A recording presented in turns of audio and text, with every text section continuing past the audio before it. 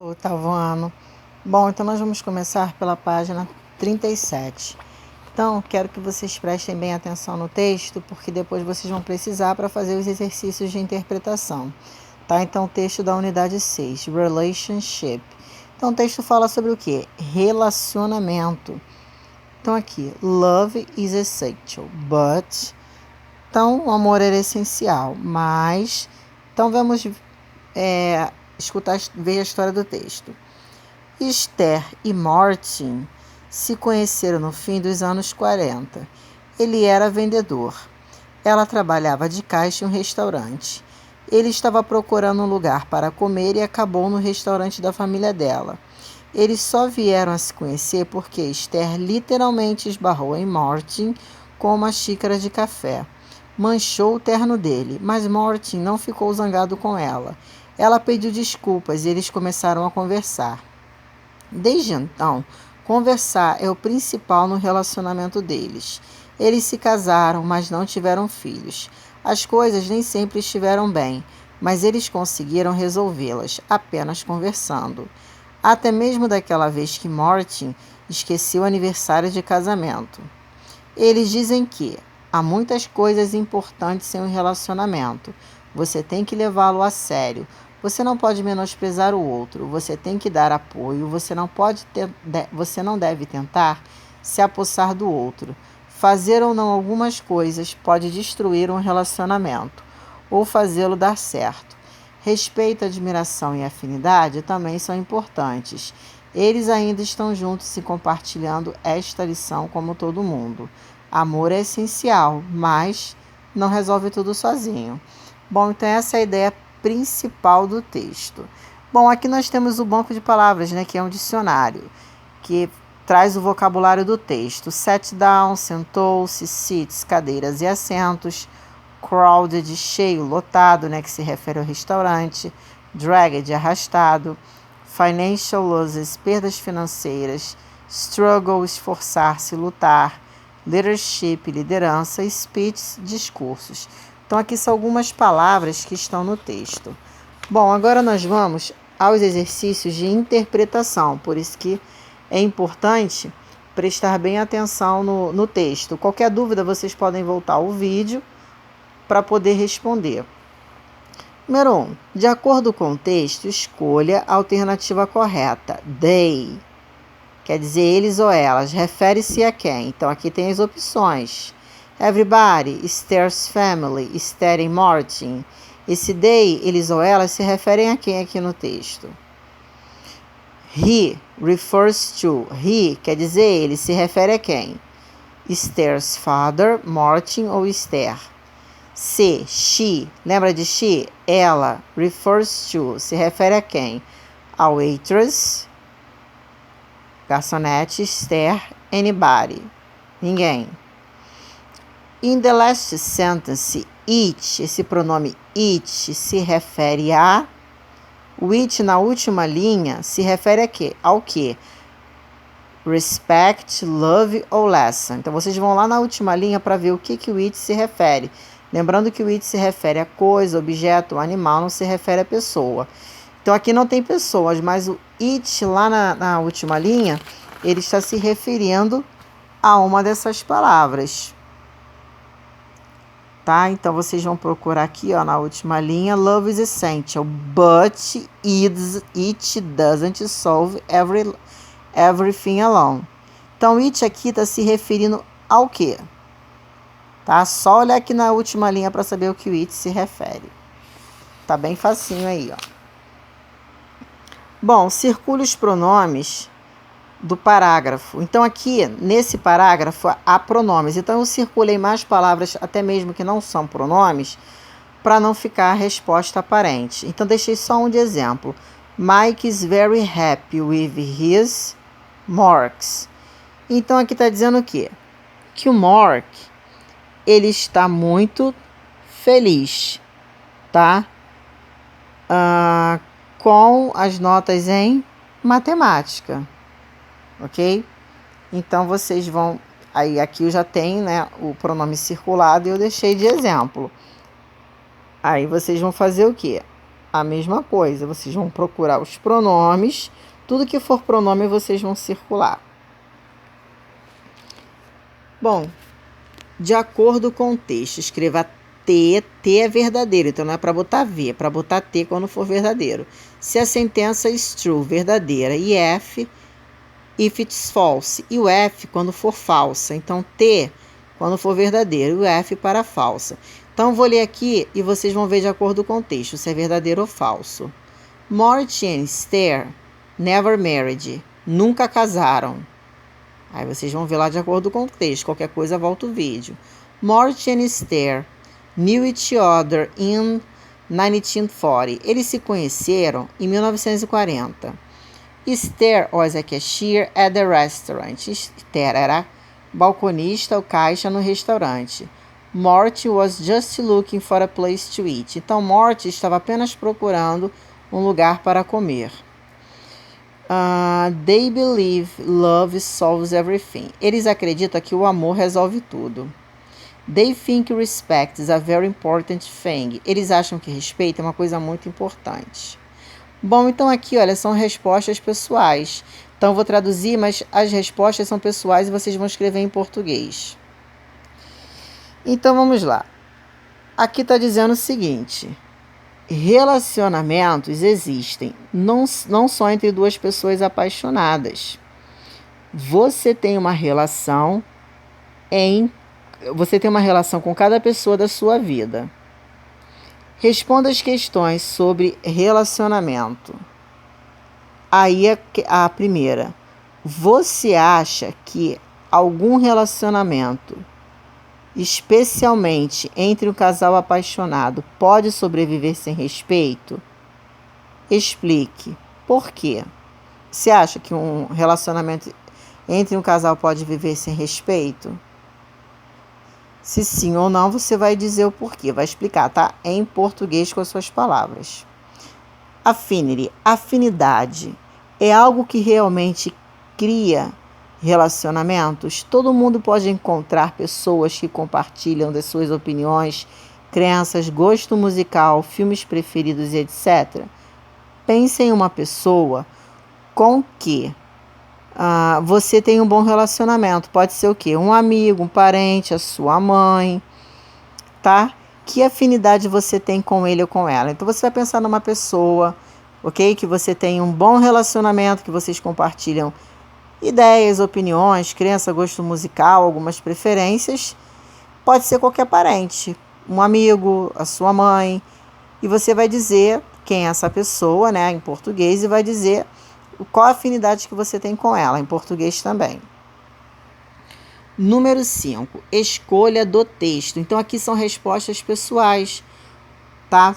Two verbs, 2 verbos. Então, há vários verbos no texto, vocês vão escolher 2. Então, aqui é uma resposta pessoal, cada um pode escolher um verbo diferente. Two pronouns, 2 pronomes. Two adjectives, 2 adjetivos.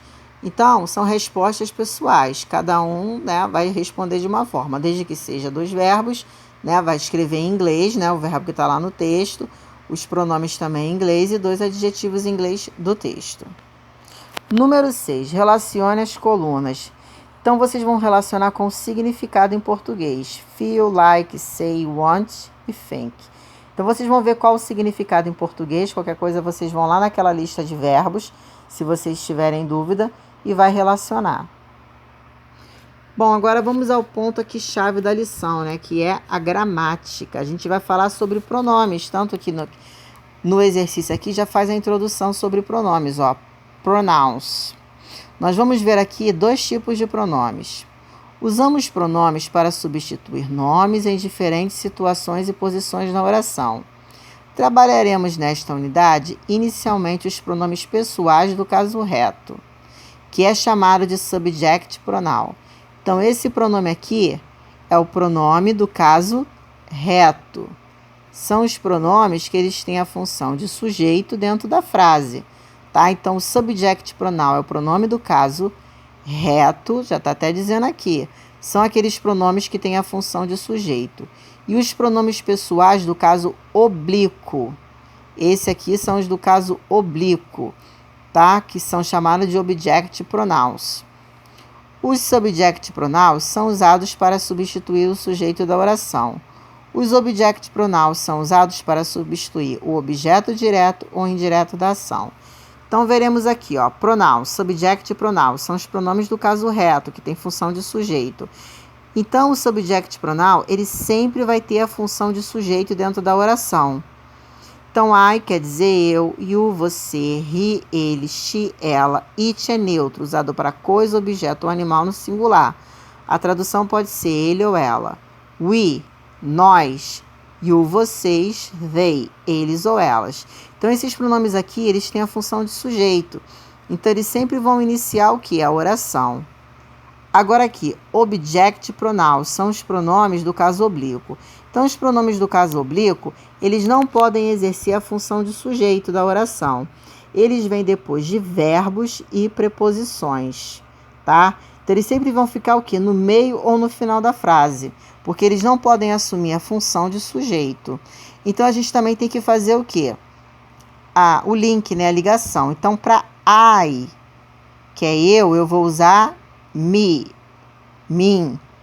You, você, pode ser tu. Him, ele, o, a. She, ela, a. It, né, que é o neutro. We, conosco. You, vocês. They, vai ser usado them. Tá? Então, aqui são os object pronouns. Então, eles não podem nunca iniciar uma frase. Eles vão ficar em que posição? Sempre no meio ou no final da frase, sempre depois de verbos e preposições.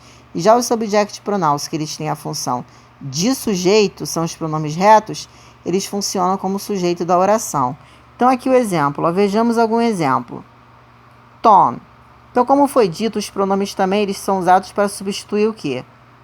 Nomes, para evitar repetição de palavras. Por exemplo, você está falando da sua amiga Mary. Você vai ficar Mary, Mary o tempo todo. Você pode substituir pelo pronome. Se ela for o sujeito da oração, você vai usar o quê? She. Se a Mary não for o sujeito da oração, ela vir depois de um verbo ou uma preposição, você vai usar her. Mas não vai ficar falando Mary, Mary o tempo todo. Então, eles também são usados para substituir o sujeito da oração. Então, aqui, ó, Tom. Tom corresponde ao pronome he, porque é ele. Terceira pessoa do singular. E é masculino. Tom é masculino e está no singular. Então, é he. Tom was with Sally. Então, Tom estava com Sally. Então, aqui, olha. Sally veio depois de um verbo e de uma preposição. Então, se eu trocar Sally pelo pronome, eu não posso trocar por she. Eu tenho que trocar por her. Porque aqui é um pronome o quê? Oblíquo. Entenderam? Por quê? Se Sally tivesse no início da frase, seria she, teria a função de sujeito. Mas como Sally está depois do verbo e de uma preposição, with, com, é preposição. Então, não posso usar um pronome reto, porque não tem função de sujeito. Eu tenho que usar um pronome oblíquo. Então, qual é o pronome oblíquo para Sally? Sally corresponde a she. Para she é her. Então, tá até aqui, ó. Tom corresponde a he, ok? Sujeito. E Sally corresponde a her. Então, você tem que fazer esse link. Mary. Mary aqui é o sujeito da oração. Então, se ela é o sujeito da oração e é o nome feminino, o pronome é she. Só the children. Viu as crianças. Então, as crianças, eu não posso usar o they, tá? O they aqui foi só para fazer o link. Para children, como está depois do verbo ó, só, eu não posso usar o they, eu vou usar o quê? Them. Então, vocês têm que saber a que pronome children, que é crianças, que está no plural, se refere, they. Ah, mas aí eu vou substituir pelo pronome. Qual vai ser? Pronome oblíquo. Por que pronome oblíquo? Veio depois do verbo. Então, é importante saber os pronomes. Então, Mary igual a she, pronome reto. E children, aí você faz a relação. Para they, né, porque corresponde a they, vai ficar o quê? Them. Ela as viu. Se referindo a quem? as crianças. Então não é difícil. Começou a frase, pronome reto, que é o subject pronoun. O pronome veio, né? O nome da pessoa veio para você substituir por um pronome. Depois de um verbo e preposição, object pronoun. Observe que o subject pronoun é usado antes do verbo, tá vendo? Ele é usado antes do verbo, ó. Aqui é o verbo, aqui está o subject pronoun, que é o pronome que tem função de sujeito, ó. Sempre antes do verbo. Enquanto o object pronoun, que são esses aqui, é usado depois do verbo, ó. Veio o verbo, preposição e o... Tá vendo? Verbo, preposição e o object pronoun, ó. Verbo, object pronoun. Então, o subject é usado antes do verbo e o object depois do verbo, ó. Subject, que é o pronome reto, antes do verbo, sujeito, e o object depois do verbo. Bom, então vamos à próxima página. Então aqui nós vamos ver outro tipo de pronome, tá? Então são pronomes para dar posse. Então vejamos agora outro quadro de pronomes, tá? Então é na página 40. Os possessive adjectives e possessive pronouns. Em português não há nenhuma diferença entre um ou outro, nós podemos usar da mesma forma, mas em inglês há. Os possessive adjectives são usados sempre acompanhando o substantivo.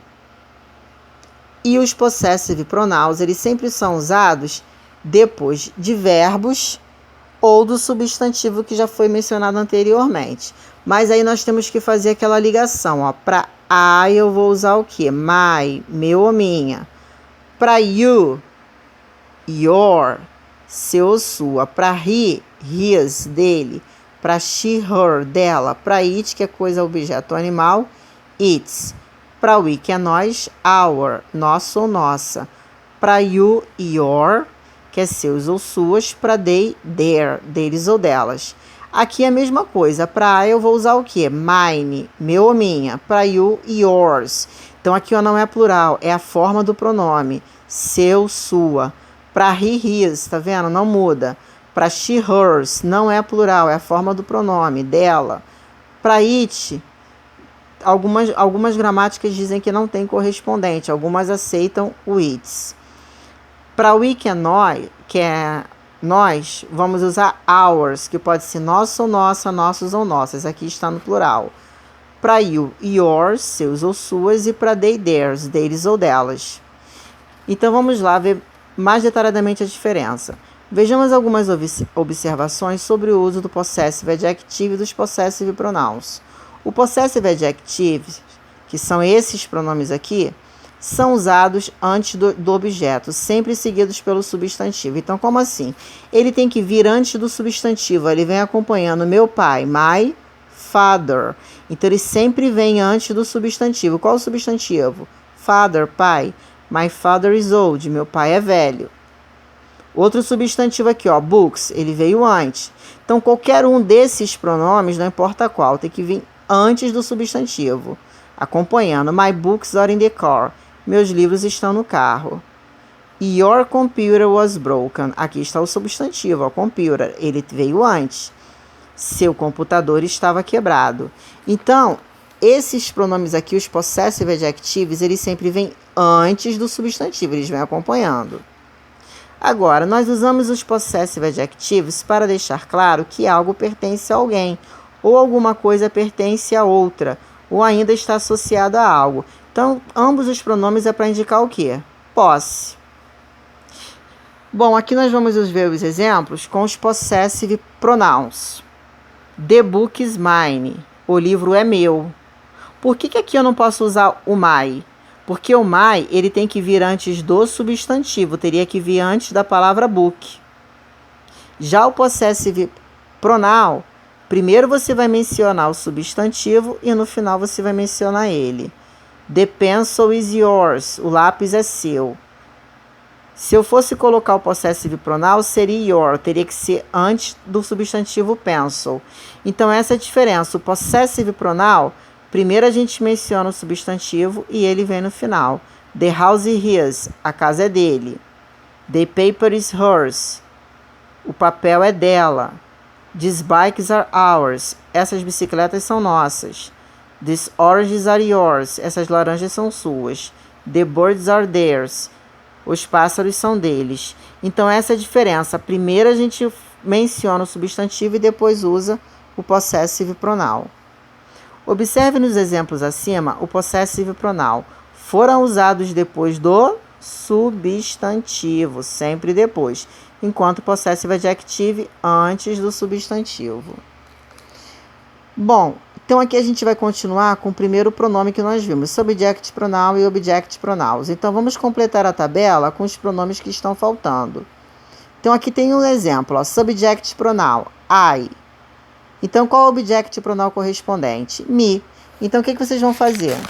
Só vir aqui na página de trás e olhar para completar. Tá? Não é para traduzir não, só completar. Ainda deixei outro, ó, you. A mesma forma, you.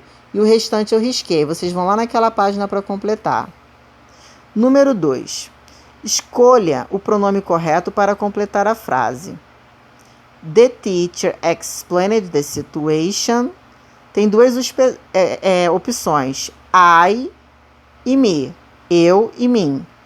A professora explicou a situação para mim. Então, independente de tradução, vocês têm que ver a posição. Lembra? O object pronoun, ele sempre tem que ficar o quê? No final, depois do verbo e da preposição. Agora, quando a gente começa uma frase, ó,